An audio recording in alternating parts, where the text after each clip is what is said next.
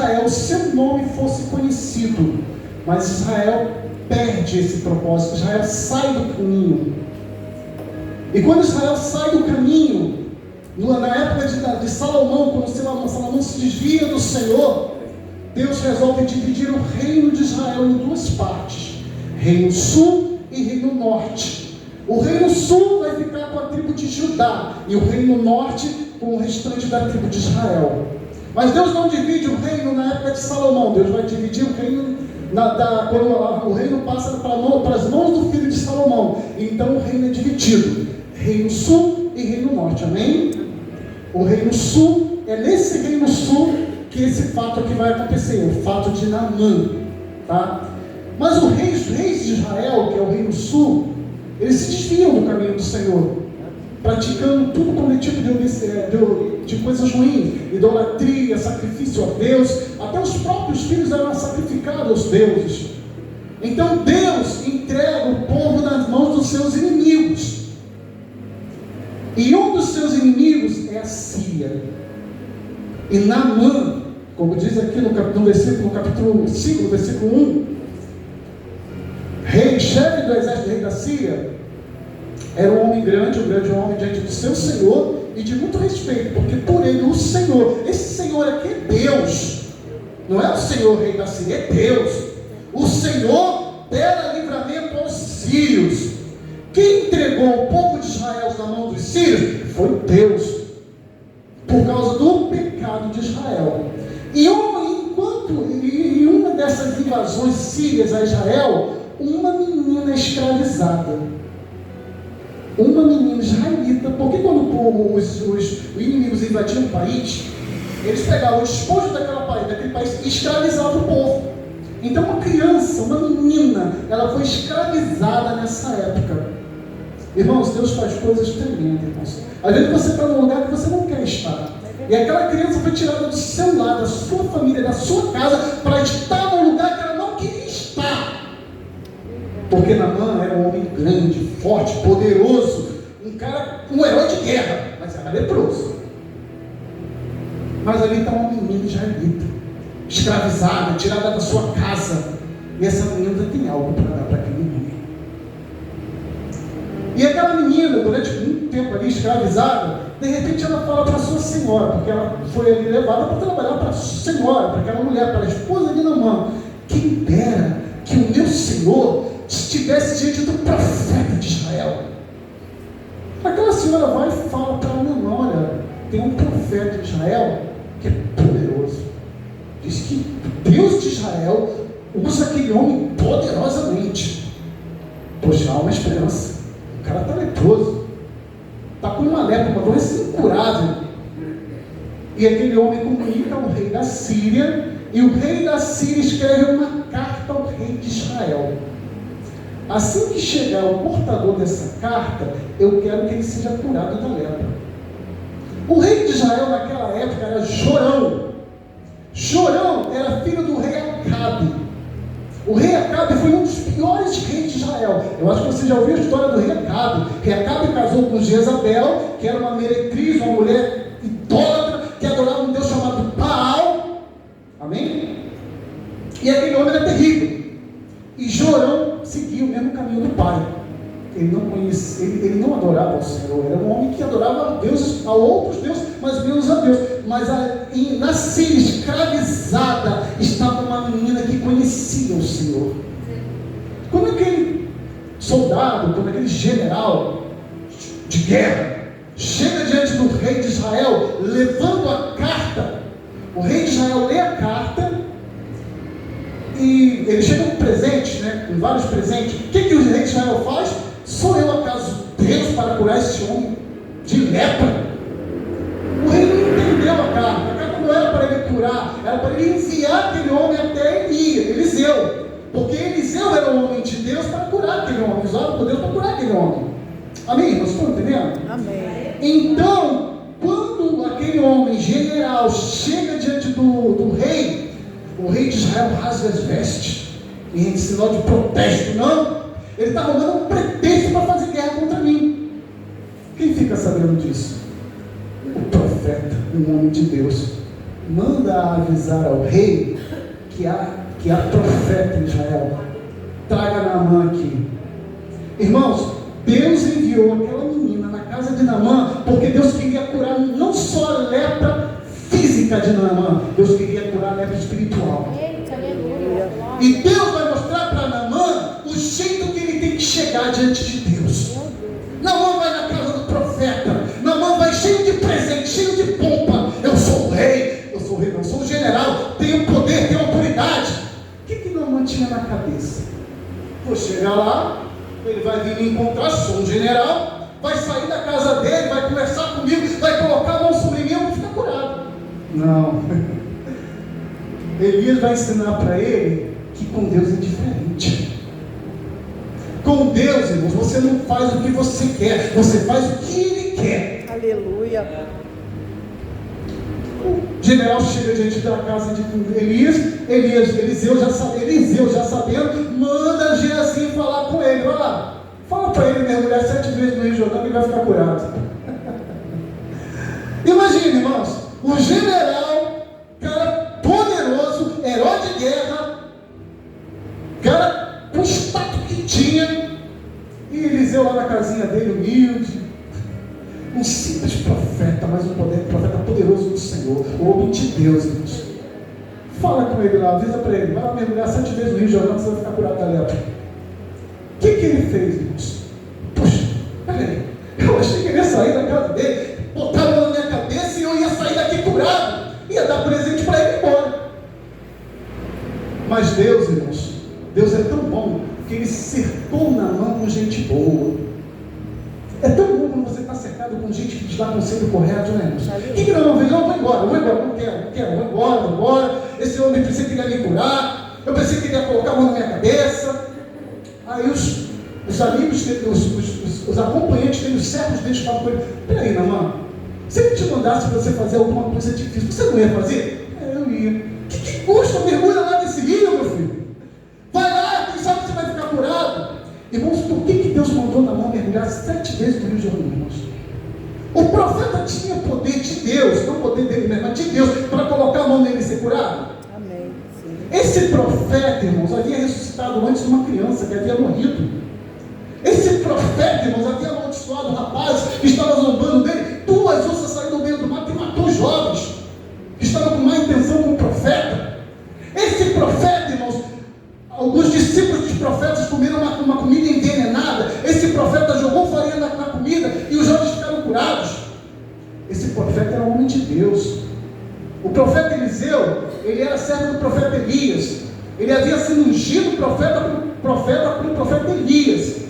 E ele, acompanhando o profeta Elias falou para ele assim: olha, você sabe que o Senhor vai me tomar da tua mão, né? Vai me arrebatar diante dos seus olhos, né? Sim, Senhor, sim. Pegue no que você quiser antes que eu seja arrebatado diante dos seus olhos. Eu quero a porção dobrada do Espírito que está sobre você. Eu quero o poder de Deus sobre a minha vida. Eu quero a porção dobrada do Espírito Santo. Eu quero ser cheio do Espírito Santo.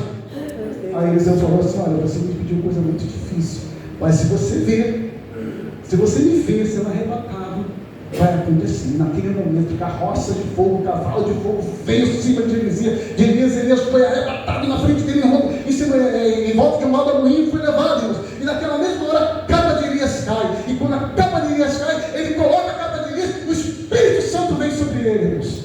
E enche o profeta de poder.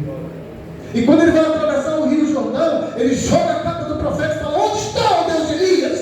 O rio abre. Aleluia. E ele passa em pé dele. Esse é o profeta Elias, um homem de Deus. Ele podia fazer, ele tinha de Deus autorização e poder para fazer isso, mas ele manda Naamã mergulhar 7 vezes no Rio Jordão. Para quê? Para ele se humilhar diante de Deus. Aleluia. Para mostrar, meu irmão, aqui é Deus que manda, não é do teu jeito, mas é do jeito de Deus. Aleluia. Você não vai cultuar a Deus do teu jeito, mas vai cultuar a Deus do jeito certo. E Naamã vai mergulhar no Rio Jordão. Mergulha 1, mergulha 2, mergulha 3, 4.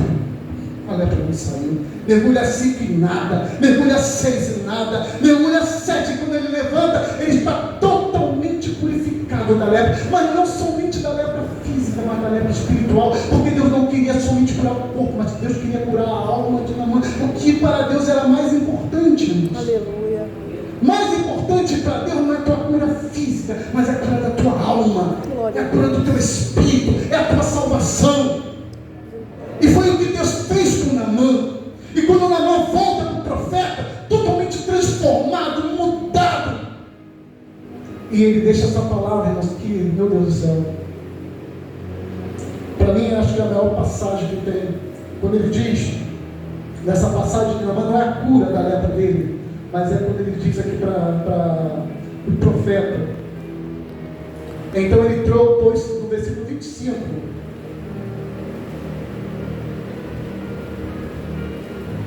não, perdão,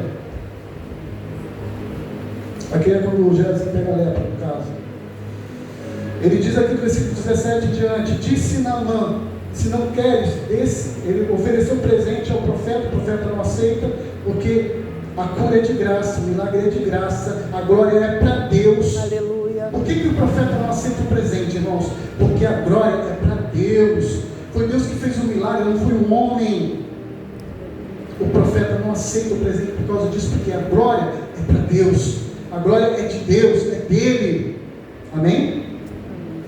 E ele diz, no versículo 18: nisto perdoe o Senhor teu servo, quando meu rei entrar na casa de Rimom, para lhe adorar, e ele se apoiar na minha mão, e eu também tenho de me curvar na casa de Rimom. Rimom era o Deus da Síria. Quando assim me encurvar na casa de Rimom, nisto perdoe o Senhor teu servo.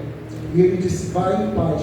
E foi dele a uma pequena distância. Ou seja, naquele momento, Naamã, ele se converteu ao Senhor. Ele reconheceu que Deus é Deus e que nenhum outro Deus da Síria é igual ao Deus de Israel. Aleluia. Então, o maior milagre de Naamã não foi a cura do corpo, mas foi a cura da alma. Foi o que Jesus fez com aquele jovem, que quando colocaram aquele jovem, desceram ele numa maca e colocaram diante de Jesus, e Jesus disse para ele: perdoados estão os seus pecados. Porque para Jesus mais importava sarar a alma daquele rapaz do que fazê-lo andar. É Deus. E aquelas pessoas disseram: quem é ele para perdoar o pecado? Quem é ele? E Jesus, sabendo o pensamento daquelas pessoas, disse: o que é mais fácil fazer? Dizer, perdoados estão os seus pecados, ou levanta-te e anda? O que é mais fácil, irmãos? Para que saibais que o Filho do Homem tem poder para perdoar o pecado, a ti te digo: levanta, toma a tua cama e vai para a tua casa. Aleluia. Então, aquele homem não só teve a cura do corpo, mas a cura da alma. Foi o que Jesus fez com aquela mulher que foi pega no pecado de adultério, e botaram ela na frente de Jesus para que ela fosse apedrejada, e disseram: Senhor, o que o Senhor diz? A lei diz que ela tem que ser apedrejada, e o que o Senhor diz? E Jesus continuou escrevendo com o dedo em terra, e eles insistiram, e Jesus se levanta e disse: quem não tiver pecado, tira a primeira pedra. E os homens se olharam entre si e começaram a sair em tudo. E Jesus fala o quê? Mulher, onde estão os teus acusadores? Ninguém te condenou? Não, Senhor, ninguém, nem eu te condeno. Vai e não peques mais. Aleluia. Então Jesus veio para salvar a tua alma, irmãos. Eu não me importo se você vai sair daqui doente ou enfermo. Eu me importo se você vai sair daqui com a salvação. Aleluia. Porque Deus tem poder para te curar, seja de qualquer doença. Mas mais do que te curar, Ele quer te salvar. Aleluia. Ele quer salvar a tua alma, Ele quer te levar para o céu, Ele quer você, irmão. E foi para isso que Ele veio ao mundo. A Bíblia diz que Deus amou o mundo de tal maneira que deu o seu Filho unigênito, para que todo aquele que nele crê não pereça, mas tenha vida eterna. Amém, Jesus. E foi para isso que o Filho do Homem se manifestou, para destruir, para desfazer as obras de Satanás. E é isso que Jesus veio fazer. Ele envia uma jovem, uma menina. Ela foi escravizada, mas lá na escravidão, longe dos pais, longe da mãe dela, do pai dela, da família dela, da terra dela, ela foi usada por Deus para salvar aquele homem. Aquele homem que era poderoso, aquele homem que tinha um poder, que tinha uma estátua grande, era um herói de guerra. Não era qualquer pessoa, era um general, era o braço direito do rei. Mas ele não tinha salvação, ele não conhecia o verdadeiro rei, o verdadeiro Deus, o verdadeiro Senhor. Ele conhecia os deuses da Síria, mas ele não conhecia o verdadeiro Deus, o Deus que ressuscita morto, o Deus que faz cego enxergar, mudo falar, paralítico andar, o Deus que criou o céu, que criou a terra, que criou o mar, o Deus que fez todas as coisas. É esse Naamã passou a conhecer. E ele disse: eu não vou mais me curvar, eu vou me curvar no joelho no chão, mas o meu coração está curvado para o Deus verdadeiro. Aleluia. O meu coração é dele. Então Naamã teve a salvação, foi salvo, se converteu por causa daquela menina, daquela jovem que foi escravizada. A mesma coisa ocorreu quando Paulo e Silas, depois de expulsar um demônio de uma mulher, foi colocado na prisão, estava com algemas nos pés presos, depois de ter sido chicoteados, estavam ali cantando e louvando ao Senhor. Mas dentro da prisão houve um terremoto, ali houve um terremoto, e todos os cárceres, todas as cadeias foram abertas. Ali havia um carcereiro que precisava conhecer Jesus. Um carcereiro que ainda não era salvo, que não conhecia Deus. E naquele momento que ele percebeu que as cadeias tinham sido abertas, ele pensou que todos tinham fugido. O que ele disse? Vou me matar. Vou me matar porque já estou morto mesmo, o rei vai me matar. Eles vão me matar porque todos os presos fugiram. E Paulo fala: não faça isso. O que eu tenho que fazer para ser salvo? Creia no Senhor Jesus e será salvo tu e a tua casa. Aleluia. Irmãos, Paulo estava encarcerado, chicoteado, com as costas lanhadas, chicotada, mas ele estava louvando ao Senhor. Irmãos. Aleluia. Deus usou Paulo e Silas, porque aquele homem foi salvo, foi para o céu, foi para a glória. Aleluia. E essa é a palavra que eu tenho para dizer para você, irmão, porque a palavra de Deus, ela não volta vazia. A palavra de Deus, ela é viva e eficaz, ela é mais cortante do que espada de dois gumes, ela é mais poderosa do que qualquer arma criada pelo homem, e ela penetra até o coração do ser humano e faz com que esse ser humano ruim, perverso, mau, se converta e aceita Cristo. Aleluia. E muda de vida. E é isso que a palavra de Deus faz na vida do ser humano. E é isso que Deus fez na vida de Naamã. Deus salvou Naamã por causa de uma pequena menina, uma garota insignificante aos olhos humanos. E lá em Israel havia um homem poderoso, um rei, que não é igual a essa menina insignificante, porque essa menina era crente, o rei não. Essa menina não foi usada por Deus, o rei lá não. Quando o rei rasga as vestes e falou: sou acaso Deus para curar esse homem? Está arrumando pretexto para arrumar guerra contra mim? E Eliseu fala: traga ele aqui, manda trazer ele aqui, porque você vai saber que há Deus em Israel. Há Deus em Israel.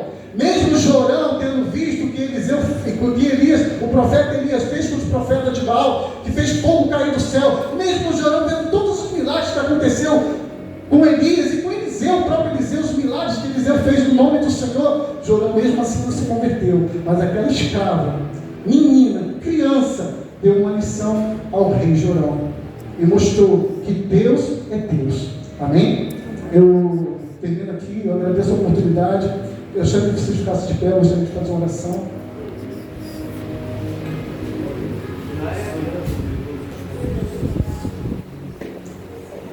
Senhor nosso Deus, Todo-Poderoso, Aleluia, Pai. eu sou grato a Ti, Senhor, pela Tua palavra, Pai. Eu sei, Senhor, que o Senhor é Deus acima de todas as coisas, Senhor, e que não existe outro Deus além de Ti, Senhor.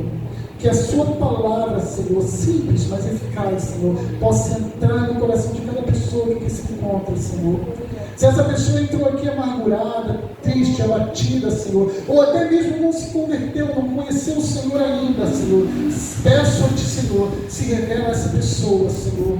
Cura, Deus, os enfermos que aqui estiverem, Senhor. Cura a doença da alma, Senhor, do coração, do espírito, Senhor. Que haja regozijo, que haja paz, Senhor, que haja refrigério, Senhor. Pai, eu entrego essa vida em Tuas mãos, Senhor, em nome de Jesus, Senhor, em nome de Jesus. Amém? Amém. Eu agradeço a oportunidade, irmãos.